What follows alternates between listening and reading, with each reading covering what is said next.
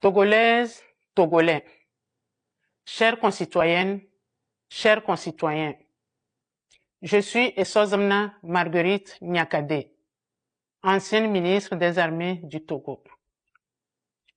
Je viens vers vous aujourd'hui avec respect pour la première fois en vidéo en tant que citoyenne togolaise.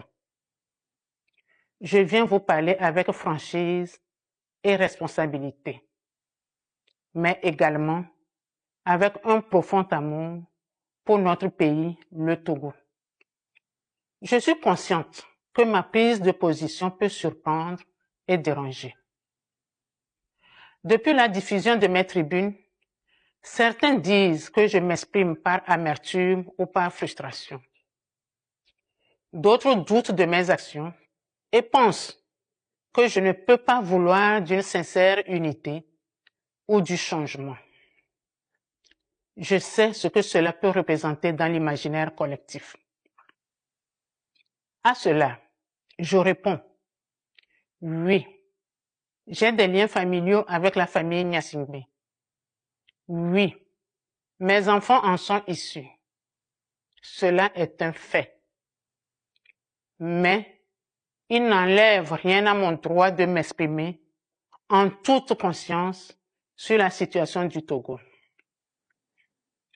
Avant d'être lié à une famille ou à une communauté, je suis avant tout une citoyenne togolaise, lucide, qui n'accepte pas de garder le silence face à ce que subit mon pays, notre pays. Dites-moi, pourquoi devrais-je me taire au motif de mes origines ethniques, de mes liens familiaux ou parce que j'ai été ministre et sous prétexte d'avoir bénéficié du système? Non. Garder le silence face aux dérives que j'ai constatées quand j'étais dans le gouvernement serait trahir les valeurs qui me sont chères et qui constituent mes repères de vie. Ce serait renier ma conscience. Ce serait trahir le peuple togolais. C'est donc en toute légitimité que je revendique aujourd'hui mon droit de parole et que naturellement, je me joins aux voix qui appellent au changement. Vous savez, seuls les esprits fermés refusent d'évoluer. Chères concitoyennes et chers concitoyens, le silence dans ce contexte est une faute morale. L'inaction est une complicité et il est important de ne pas laisser la peur dicter nos actions et nos choix, car c'est en surmontant nos peurs que nous pouvons réellement avancer et agir de manière plus éclairée et courageuse. Dès les premières heures de son indépendance, le Togo n'a jamais connu la paix. Pas la vraie, pas celle qui libère et qui rassemble. Le Togo est resté enfermé dans un cycle ininterrompu d'abus, de violence et de répression contre sa propre population. Des parents ont été tués pour leurs opinions, d'autres contraints à l'exil, laissant derrière eux des générations meurtries, des familles brisées et des enfants grandir dans la douleur. Des Togolais, qu'ils soient du nord, du sud, de l'est ou de l'ouest, ont été contraints de fuir leur propre pays, non pas pour une meilleure vie, mais pour survivre. Toutefois, il n'y a pas que ceux qui sont partis. Il y a aussi ceux qui sont restés. Ceux qui vivent au Togo et qui ont appris à se taire par peur et par instinct de survie.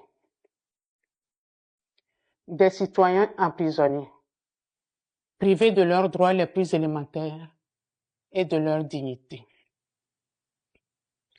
Nous pensons à tous les Togolais, d'ici et d'ailleurs, qui portent en eux des blessures profondes, des douleurs anciennes et des colères légitimes.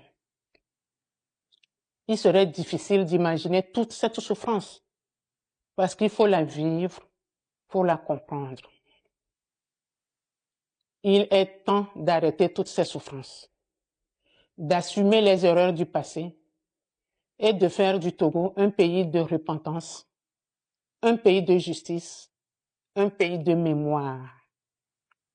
Ce sera le prix de la guérison et le seul chemin vers un pays de pardon et vers une paix réelle.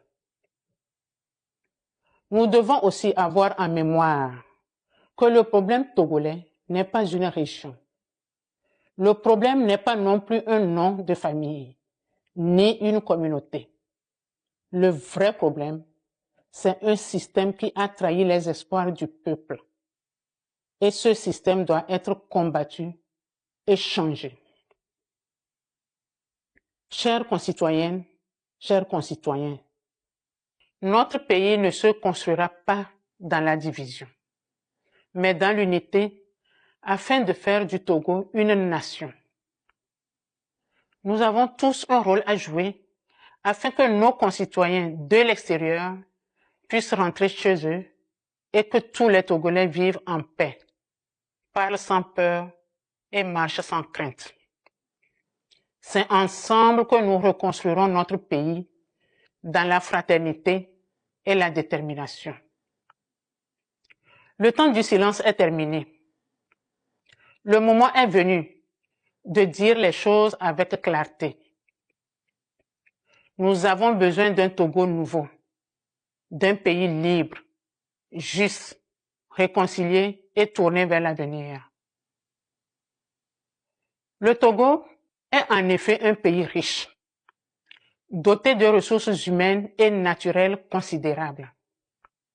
Il devrait être un modèle de développement. Hélas, les années de privation de liberté, de mauvaise gouvernance, de corruption endémique et d'impunité ont gravement compromis notre avenir collectif. Nous sommes conscients qu'il n'est pas facile de gouverner et de diriger. Mais le régime actuel a eu le temps, les moyens et toutes les opportunités pour changer le destin du Togo. Malheureusement, il a échoué et il n'y a plus d'excuses. Laisser Faure Gnassingbé au pouvoir encore ne changera rien. Il doit, d'une manière responsable, démissionner pour laisser la place à une transition apaisée, inclusive et nationale en vue de la reconstruction de notre pays. Le peuple togolais doit prendre ses responsabilités pour intensifier son engagement citoyen dans la paix et la légalité pour que le changement tant attendu devienne réalité. Le Togo doit renaître. C'est une réalité historique. Aucun peuple ne peut accepter indéfiniment cette oppression, cette misère, ce mépris et cette injustice. Je saisis l'occasion pour lancer un appel une fois de plus aux forces armées et aux forces de défense et de sécurité à se ranger aux côtés du peuple pour la libération et la reconstruction de notre pays, le Togo. Trop de sang a coulé sur la terre de nos aïeux. Il est temps de le laver. Mes chers compatriotes, ne laissons plus la peur dicter notre silence. Ne laissons plus la division nous empêcher de nous unir. Il est temps d'écrire une nouvelle page.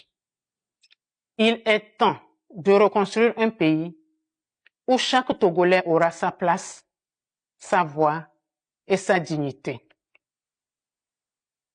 Chers compatriotes, l'histoire nous regarde. Nos enfants attendent et le Togo espère un seul peuple, une seule nation, un seul avenir, le nôtre. Je vous remercie.